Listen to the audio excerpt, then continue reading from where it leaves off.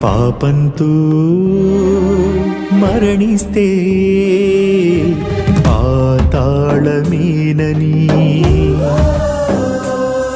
అపరాధంతో కనుమూస్తే అగ్నిగుండమేనని, పాపంతో మరణిస్తే పాతాళమేనని,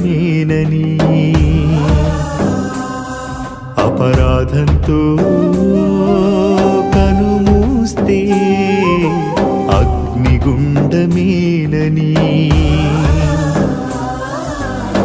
ప్రాణమిచ్చి పాపమంతా కడిగానుగా, వాక్యమిచ్చి హృదయ శుద్ధి చేశానుగా, పరిశుద్ధుడవై పరలోకం చూస్తావని, పరలోకం చేర్చుటకే వచ్చానుగా.